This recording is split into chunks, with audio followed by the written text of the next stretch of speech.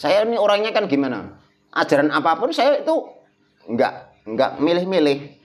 Jadi bergaul ke sana ke sini bebas saya itu. Nah. Setiap ajaran, setiap komunitas itu kan tujuan intinya adalah mengenal diri.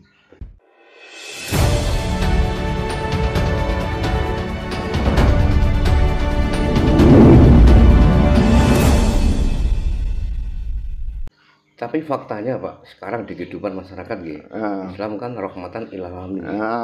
Tapi yang bikin ramai justru itu malah orang-orang itu, bukan agama lain. Nah itu berarti dia itu Islamnya baru identitas Mas. KTP. Baru komunitas untuk Islam KTP. Mungkin begitu. Tapi manusianya secara personal, secara individu belum gitu nah. Masih ada kebencian soalnya.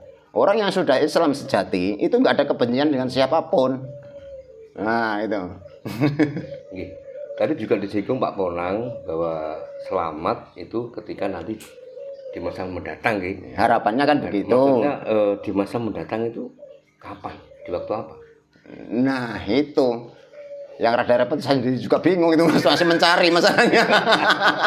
Enak jujur-jujuran toh ya. Iya betul. Saya juga masih dalam proses pembelajaran juga ini kan. Kalau versi Jawa bagaimana pemahamannya kayak itu? Versi Jawa saya juga belum Mas ya.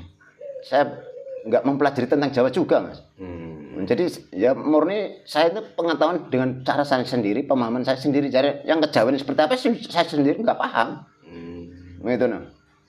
Tapi menemukan sang sejati tadi lewat kejawen tadi jenengan ya. Ya karena gimana? Ada yang dari kejawen juga iya. Ada yang dari dari agama juga iya, kan gitu. Terus dari pribadi juga iya. Ya nggak ada yang murni 100%, nggak. Masalahnya apa? Ilmu Tuhan sang sejati itu kan menebar di mana-mana. Nggak mungkin kita hanya satu tempat kita dapat, itu nggak mungkin Mas. Terus kita pedol kan gitu untuk apa pengembangan olah pikir tadi. Nah pengembangan olah pikir itu tadi kalau sudah mengembang, nalar kita mengembang, kita akan menghayati dengan rasa batin. Soalnya dalam diri manusia itu ada 3 rasa Mas. Rasa jasmani, rasa rohani, dan rasa nurani. Nah di sini kalau kita masih egonya kuat, kita fokus pada rasa jasmani. Pedas, perih. Nah itu rasa jasmani. Tapi kalau rasa rohani itu kan masih senang, resah, gelisah, itu kan rasa rohani. Iya. Tapi kalau kita sudah masuk wilayah rasa nurani itu sudah damai. Tentrem, ayam, nggak ada kekhawatiran tuh. Nah, itu menurut saya. Kalau yang menurut kalian berbeda ya monggo, sah-sah saja. Jadi sekarang Pak Ponang sudah menemukan yang rasa rohani tadi ya. Ya kalau saya rasakan saya sendiri kan sudah merasa damai. Los Pak. Iya udah damai, apapun yang terjadi itu yang terbaik. Karena sesuatu apapun yang terjadi itu kehendak Tuhan itu sendiri. Jadi kalau sudah kehendak Tuhan itu sendiri nggak ada yang salah. Mungkin dalam matematika saat ini dianggap salah. Barangkali nanti baru ketemu ujungnya, oh ini toh itu no. Bener, endingnya tetap bener. Itu. Contohnya kehendak Tuhan itu seperti apa sih Pak? Kehendak Tuhan yang terjadi pada isi semesta ini itu kehendak Tuhan. Kalau menurut saya. Kalau takdir beda enggak sama kehendak Tuhan? Takdir itu kalau sudah dilewati, kalau belum dilewati yang belum takdir teman. Menurut saya. Berarti kalau ada orang hidupnya itu dari kecil susah terus gitu. Itu takdir apa kehendak Tuhan? Kalau dia sudah melewati proses itu berarti takdir, tapi yang kedepannya belum. Belum ya. Seperti sekarang ini ya, yang dari sekarang mundur itu takdir, tapi yang ke depan enggak saya ngomong takdir belum dilalui kok. Enggak, tapi kan ada juga gini Pak, orang itu dari kecil sampai dia meninggal itu hidupnya susah. Nah, apakah itu merupakan kehendak apa takdir itu kalau? Lah kan sudah dilewati ya takdir tuh Mas. Takdir gitu. Sudah dilewati kok. Bisa enggak merubah takdir orang? Bisa enggak takdir itu dirubah gitu? Lah kalau sudah dilewati gimana ngerubahnya Mas? Itu proses kehidupan sudah dilewati, mau dirubah gimana sudah dilewati. Kalau yang nasib. Nah, nasib kan keberuntungan dan sial kan gitu. Kasarannya ngomong. Gimana ya kali saya ngomong. Nasib sebetulnya apapun yang terjadi itu sebenarnya sumbernya kan dari manusianya itu sendiri Mas. Nasib baik dan buruk itu dari manusianya sendiri. Nah, kalau kita itu ingin nasib baik, ya kita tetap itu kontrol, jaga latih, jaga hati dan jaga budi itu akan tetap bernasib baik. Tetap mengedepankan olah pikir, olah batin dan olah rasa. Nah, tapi kalau batin kita itu dengan angkara murka, ngumbar nafsu, kepingin menguasai segala sesuatu, ya udah nanti ending nasibnya juga sial. Walaupun kemenangan didapat saat ini, tapi kekalahan di belakangnya nyusul gitu. Contohnya seperti berebut nasab untuk merubah nasib gitu ya. Nah, ya suatu contoh perebutan kekuasaan. Nah, yang satu murni pure, misalnya. Yang satunya menggunakan cara-cara yang tidak patut. Nah, walaupun di saat itu dia secara menang, ya toh, tapi dalam perjalanan dia banyak sandungan juga itu. Itu. Termasuk kan tren-trennya sekarang ini untuk berebut nasab ya? Untuk merubah nasib. Jadi berebut nasab untuk merubah nasib ya. Ya kemarin ya nasibnya bagus kan. Lama-lama kan ya nggak bagus, nggak ketahuan. Jadi itu kita baca kan gitu. Jadi kita jangan ikut-ikutan berebut nasab itu.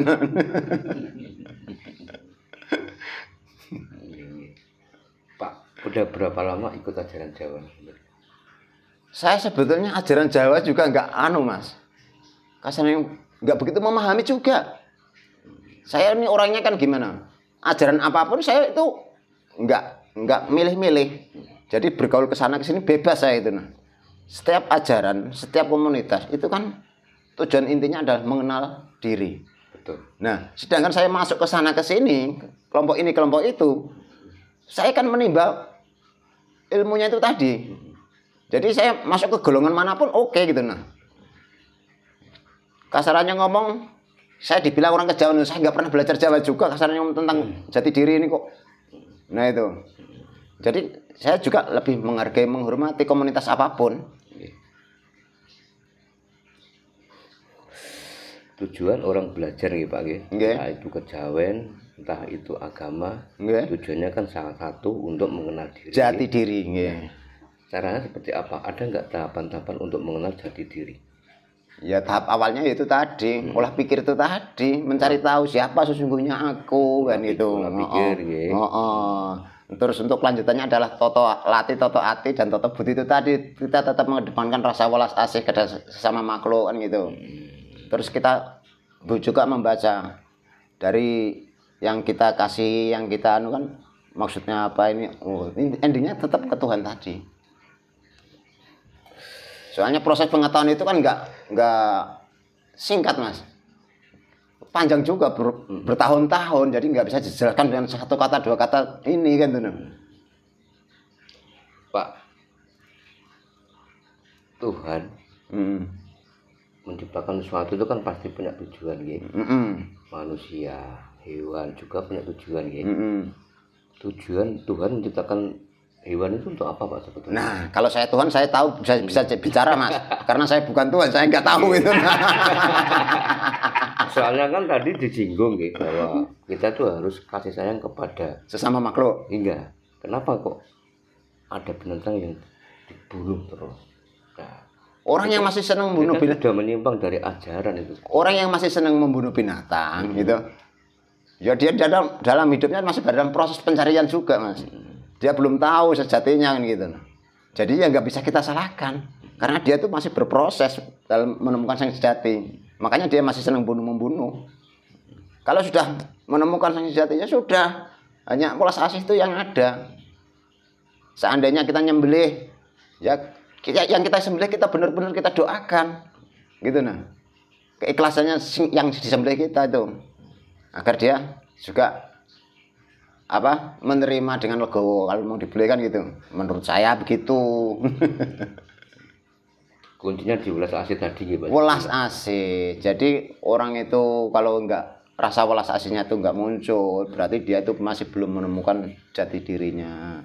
Masih ada kebencian dengan siapapun. Kesannya itu juga belum gitu nah. Walaupun sorbannya itu panjang, jenggotnya panjang. Jenggotnya panjang. Kalau dia masih ada kebencian dengan komunitas yang lain, kelompok yang lain, berarti jauh masih. Gitu nah. Jadi kalau saya pribadi mau bergaul dengan siapa saja, oke gitu nah. Jadi nggak ada batasan, nggak ada sekat. Mau sesama Islam monggo, Hindu, Buddha monggo, gitu nah. Jadi nggak ada sekat-sekat bagi saya sudah. Allah Pak ya, enak ya. Enak, jadi damai, nambah wawasan, nambah pengetahuan, nambah keilmuan, gitu. Jadi kalau kita hanya terkotak-kotak, ya sudah. Akhirnya apa? Ya beku, mentok. Ujung-ujungnya seperti kodok dalam patok. Merasa paling menguasai, merasa paling ngerti, ujung-ujungnya begitu keluar dari patok, oh jagat ini luas toh. Nah itu. Jadi orang mutlak itu enak ya Pak ya. Gimana? Jadi orang mutlak itu enak. Ya kan? Kan bisa bergaul siapapun kan. Murtad versi saya. Nah, iya kan. Mau ke agama A, B, C kan aman, nggak masalah. Karena kita sudah murtad kok. Jadi nggak ada rasa ketakutan. Jadi gimana? Damai, tentrem, ayem itu ada gitu dalam batin kita. Kita kalau membatasi diri dengan hanya satu komunitas, artinya kita kan sama dengan memenjarakan diri ya. Iya, kalau kita sudah membatasi diri, memenjarakan diri, ya sudah. Akhirnya ya kayak kodok dalam batok. Agak nggak ada yang kok gak ada kontrolnya kayak. Berarti merasa paling menguasai, nggak tahu begitu muncul dalam batok, oh jagat ini luas tanpa batas toh. Nah itu. Iya.